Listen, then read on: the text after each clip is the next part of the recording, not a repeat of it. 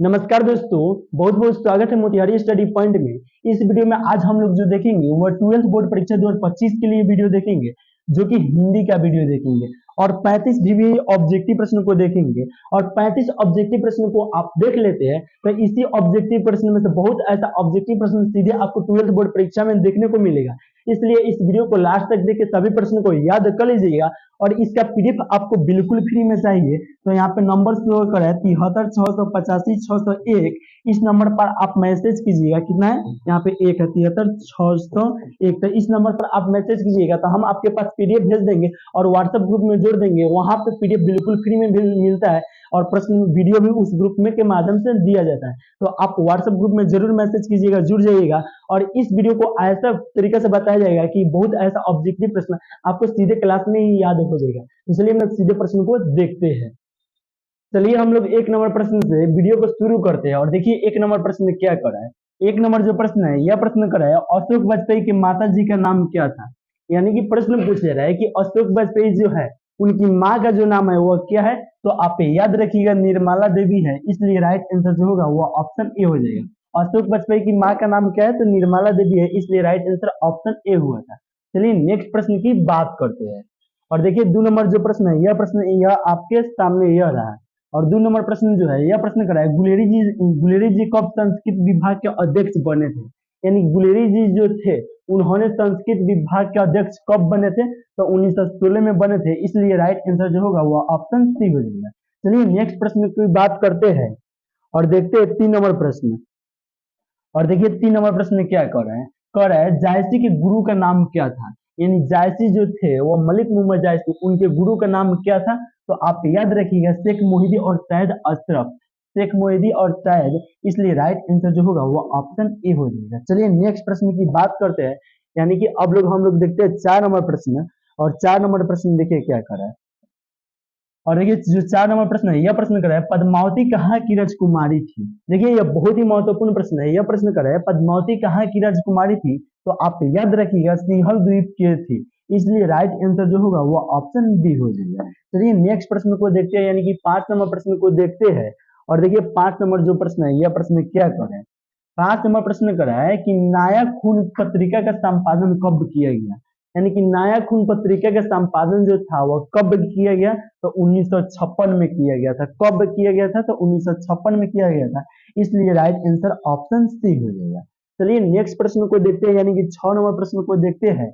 और 6 नंबर जो प्रश्न है यह प्रश्न क्या कर रहा है। 6 नंबर प्रश्न कर रहा है विनोद कुमार शुक्ल को साहित्य अकादमी पुरस्कार कब दिया गया था। यानी कि विनोद कुमार शुक्ल जो थे उनको साहित्य अकादमी पुरस्कार कब दिया गया था। तो आप याद रखिएगा 1999 में दिया गया था, इसलिए राइट आंसर जो होगा वो ऑप्शन बी हो जाएगा। देखिए थोड़ा इधर है तो आपको कारण दिखाई दे रहा होगा कि नहीं दे रहा होगा, इसको कोशिश करेंगे अब इससे बाहर रखने का, ठीक है। और देखिए 7 नंबर जो प्रश्न है यह प्रश्न कर रहा है गगन सवारी किनकी कृति है। यानी गगन सवारी जो है वह किनकी कृति है। तो आप याद रखिएगा जो गगन सवारी है वह माथुर जी का कृति है। किनका कृति है? तो माथुर जी का है, इसलिए राइट आंसर जो होगा वो ऑप्शन ए हो जाएगा। चलिए नेक्स्ट प्रश्न को देखते हैं, यानी कि 8 नंबर प्रश्न को देखते हैं।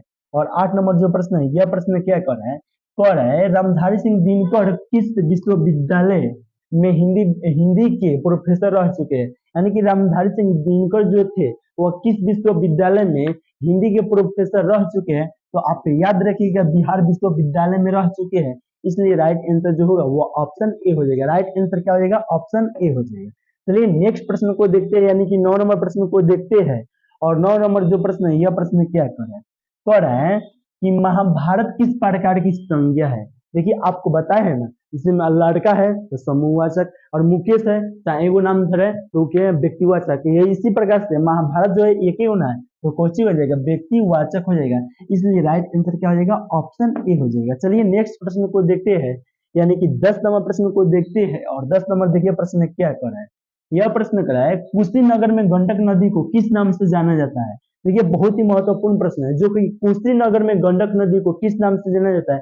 तो आप याद रखिएगा नारायणी नाम से जाना जाता है, तो नारायणी ऑप्शन बी में दिया है, इसलिए राइट आंसर क्या हो जाएगा? ऑप्शन बी हो जाएगा। चलिए नेक्स्ट प्रश्न को देखते हैं, यानी कि 11 नंबर प्रश्न को देखते हैं। और 11 नंबर प्रश्न क्या कर रहा है निम्नलिखित में से पुत्री का पर्यायवाची शब्द है।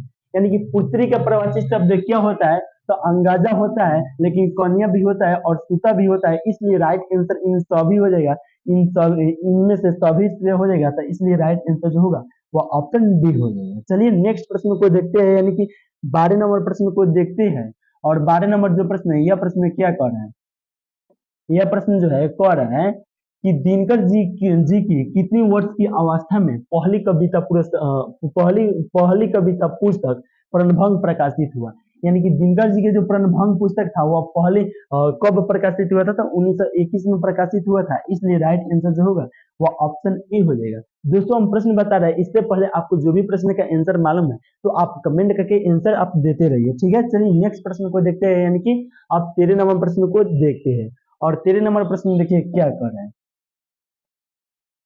देखिए 13 नंबर जो प्रश्न है, यह प्रश्न कर रहा है बालकृष भट्ट ने कब प्रयाग मिशन स्कूल से एंट्रेंस की परीक्षा दी थी, तो 1867 में दिए थे, इसलिए राइट आंसर जो होगा वो ऑप्शन बी हो जाएगा। कब दिए थे, तो 1867 में। चलिए नेक्स्ट प्रश्न को देखते हैं, यानी कि 14 नंबर प्रश्न को देखते हैं। और 14 नंबर जो है यह प्रश्न यह है, 14 नंबर प्रश्न क्या कर रहा है, कह रहा है मेरे जेब में पैसा नहीं है, में यानी में जो है वह जेब का लिंग निर्णय क्या होगा, तो आप याद रखिएगा पुलिंग हो जाएगा। राइट आंसर क्या हो जाएगा, ऑप्शन ए हो जाएगा, इसलिए राइट आंसर ऑप्शन ए हो जाएगा। चलिए 15 नंबर प्रश्न की बात करते हैं। और 15 नंबर जो प्रश्न है, यह प्रश्न क्या कर रहा है, कह रहा है दिनकर जी को निम्न में से कौन सा पुरस्कार दिया गया था, तो आप याद रखिएगा पद्म भूषण का पुरस्कार दिया गया था। अगर परीक्षा में आएगा और पूछा जाएगा दिनकर जी को कौन सा पुरस्कार दिया गया था, अगर इसमें रहेगा पद्म भूषण, तो आप मार दीजिएगा राइट आंसर, इसलिए राइट आंसर क्या हो जाएगा, ऑप्शन बी हो जाएगा। राइट आंसर क्या हो जाएगा, ऑप्शन बी हो जाएगा। चलिए नेक्स्ट प्रश्न को देखते हैं, यानी कि 16 नंबर प्रश्न को देखते हैं। और 16 नंबर देखिए प्रश्न क्या कर रहा है, यह जो प्रश्न है, यह प्रश्न कर रहा है इतिहास शब्द का विश्लेषण होगा। यानी कि इतिहास शब्द का विश्लेषण क्या होगा, तो आप याद रखिएगा ऐतिहासिक होगा। क्या हो जाएगा, ऐतिहासिक हो जाएगा, इसलिए राइट आंसर जो होगा वो ऑप्शन डी हो जाएगा। चलिए नेक्स्ट प्रश्न को देखते हैं, यानी कि 17 नंबर प्रश्न को अब हम लोग देखते हैं। और यह प्रश्न कराया अज्ञा जी ने BSc किस कॉलेज से किए थे, तो अज्ञा जी ने जो BA किए थे वो मद्रास क्रिश्चियन कॉलेज से किए थे, तो यह तो नहीं हुआ, काहे कि BA जो किए थे अज्ञा जी किस कॉलेज से किए थे, तो BA किए थे, सॉरी इंटर जो किए थे वो मद्रास क्रिश्चियन कॉलेज से किए थे, और BSc जो किए थे वो फॉर्मन कॉलेज से किए थे। अज्ञा जी ने BSc किस कॉलेज से किए थे, तो फॉर्मन कॉलेज से किए थे, और इंटर किस कॉलेज से किए थे, तो मद्रास क्रिश्चियन कॉलेज से किए थे। ये दोनों प्रश्नों को आप याद रखिएगा, हो सकता है एक प्रश्न पूछा भी जाएगा। चलिए नेक्स्ट प्रश्न की बात करते हैं, यानी कि 16 नंबर प्रश्न को देखते हैं। यह प्रश्न क्या है, इतिहास शब्द का विश्लेषण होगा। यानी कि इतिहास शब्द का विश्लेषण क्या होगा, तो ऐतिहासिक हो जाएगा, इसलिए राइट आंसर जो होगा वो ऑप्शन डी हो जाएगा। इतिहास शब्द का विश्लेषण क्या हो जाएगा, तो ऐतिहासिक हो जाएगा, आप याद रखिएगा राइट आंसर क्या हो जाएगा, ऑप्शन डी हो जाएगा। चलिए हम लोग 17 नंबर प्रश्न की बात करते हैं। और 17 नंबर प्रश्न देखिए क्या कर रहा है, यह प्रश्न कर रहा है कि अज्ञा जी ने BSc किस कॉलेज से किए थे, तो यह तो मद्रास BSc फॉर्मन कॉलेज से किए थे, इसलिए राइट आंसर जो होगा वो ऑप्शन बी हो जाएगा। और देखिए यही शायद प्रश्न इसके पहले था, तो BSc उसमें भी तो होगा। अगर इंटर पूछेगा अज्ञा जी का, देखिए वहां पे पहले तो प्रश्न था वो चल गया, अगर इंटर पूछेगा तो आप बताइएगा मद्रास क्रिश्चियन कॉलेज से, अगर BSc पूछेगा तो क्या बताइएगा, फॉर्मन कॉलेज से। आप दोनों प्रश्न को याद रखिएगा, हो सकता है वही प्रश्न रिपीट हो गया होगा। चलिए अब हम लोग 18 नंबर प्रश्न को देखते हैं। और देखिए 18 नंबर प्रश्न क्या कर रहा है, यह जो प्रश्न है, यह प्रश्न का है दूध रोटी ठंडी हो गई में दूध रोटी शब्द का लिंग निर्णय करे, तो आप याद रखिएगा स्त्रीलिंग हो जाएगा, इसलिए राइट आंसर जो होगा वो ऑप्शन बी हो जाएगा।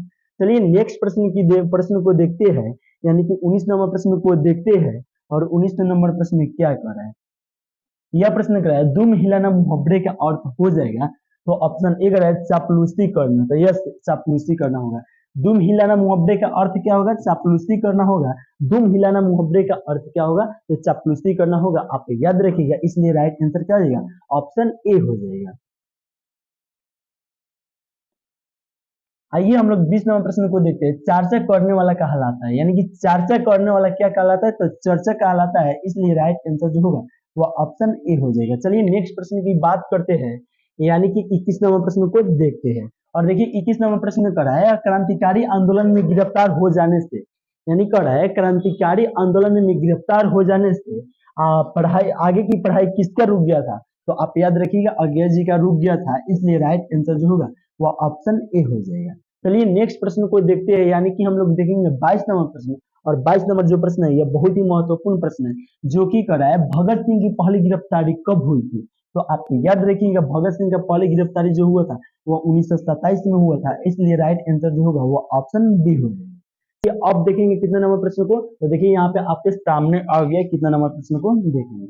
यह प्रश्न कर रहा है ट्रांसलेट गर्ल्स स्कूल किनकी प्रारंभिक शिक्षा हुई थी, यानी कि इस स्कूल में किनका प्रारंभिक शिक्षा हुआ था। तो आप याद रखिएगा सुभद्रा कुमारी चौहान का हुआ था, इसलिए राइट आंसर जो होगा वो ऑप्शन बी हो जाएगा। चलिए नेक्स्ट प्रश्न को देखते हैं, यानी कि 25 नंबर प्रश्न को देखते हैं।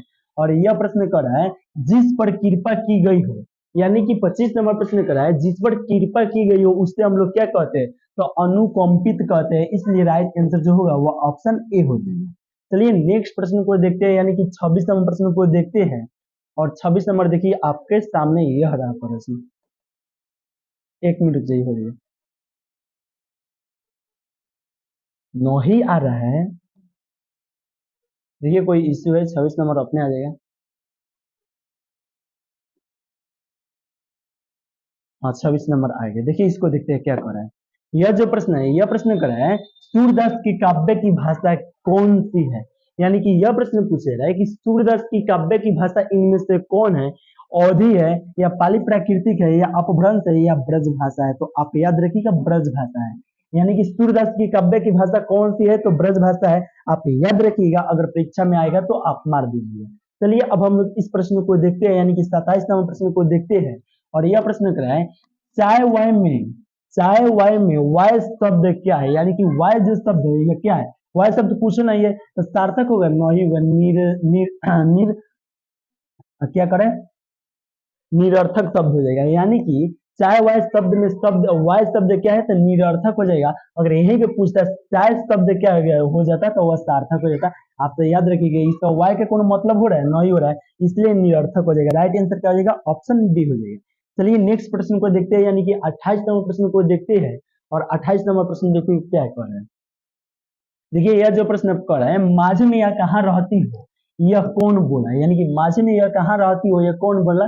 तो यह लाहना सिंह ने बोले थे, कहाँ बोले थे, तो बाजार में बोले थे। चैप्टर 2 पढ़े हमसे, नहीं पढ़े तो इस वीडियो के नीचे जाइए डिस्क्रिप्शन में डाले, आप बढ़िया से चैप्टर 2 को पढ़ लीजिएगा। उससे अगर एक भी प्रश्न परीक्षा में अगर पूछेगा तो नहीं छूटेगा, क्योंकि चैप्टर 2 में जितना भी ऑब्जेक्टिव प्रश्न है चैप्टर पूरा चैप्टर को पढ़ा दिए। आप नहीं देखेंगे तो प्ले लिस्ट में जाइए और देखिए, आपको कोई भी प्रश्न का दिक्कत हो रहा है तो आप आराम से देखिए। और भी कोई दिक्कत हो रहा है यहाँ पे व्हाट्सएप नंबर जो नंबर शो करा है इस पर मैसेज करिए, बिल्कुल फ्री में आप सबका सोल्यूशन आपको मिलेगा। तो आप इस नंबर पर जरूर मैसेज कीजिए, आपको व्हाट्सएप ग्रुप में भी जोड़ दिया जाएगा।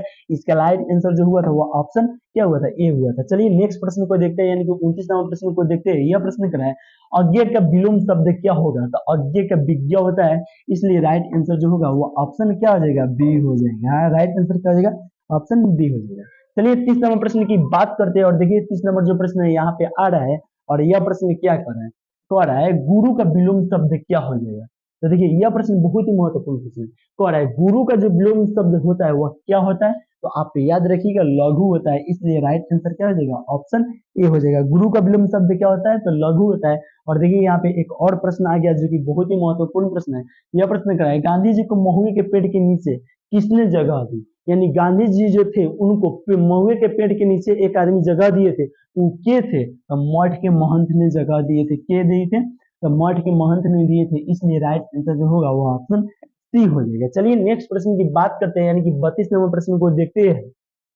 और यह प्रश्न करा है एक रोगी एक वैद्य क्या है, यानी कि यह प्रश्न करा है एक रोगी एक वैद्य जो है वह नाटक है, यानी निबंध है या कहानी है या कविता है। तो आप याद रखिएगा नाटक है, इसलिए राइट आंसर जो होगा वो ऑप्शन ए हो जाएगा। चलिए नेक्स्ट प्रश्न की बात करते हैं, यानी कि 33 नंबर प्रश्न को देखते हैं। और 33 नंबर प्रश्न कह रहा है फल आहार करने वाला कहलाता है, यानी कि फल आहार करने वाला जो कहलाता है वह फलभोजी कहलाता है, और फलाहारी भी कहलाता है, और फलासी भी कहलाता है। यानी कि फलहार करने वाला जो है फल आहार करने वाला क्या कहलाते हैं, तो फलभोजी कहलाते हैं, फलहारी कहलाते हैं, फलासी कहलाते हैं। तो इनमें से सभी हो जाएगा, तो राइट आंसर क्या हो जाएगा, ऑप्शन डी हो जाएगा। राइट आंसर क्या हो जाएगा, ऑप्शन डी हो जाएगा। चलिए नेक्स्ट प्रश्न की बात करते हैं। यानी कि 34वां प्रश्न को देखते हैं। और यह प्रश्न करा है, शमशेर बहादुर सिंह की रचना किस सप्तक में आनी शुरू हुआ था। यानी कि शमशेर बहादुर सिंह की रचना जो था वह किस सप्तक में आना शुरू हुआ था, तो दूसरा सप्तक में आना शुरू हुआ था, इसलिए राइट आंसर जो होगा वह ऑप्शन बी हो जाएगा। चलिए नेक्स्ट प्रश्न की बात करते हैं और देखते हैं हम लोग 35वां प्रश्न को। यह प्रश्न करा है, दीर्घों का उच्चारण स्थान है या बड़ा उ कहिए, इसका उच्चारण स्थान जो होता है वह ओष्ठ होता है, इसलिए राइट आंसर क्या हो जाएगा, ऑप्शन ए हो जाएगा। राइट आंसर क्या हो जाएगा, दीर्घों का बड़ा उच्चारण जो होता है वह क्या होता है, ओष्ठ होता है। राइट आंसर जो होगा वह ऑप्शन ए हो जाएगा।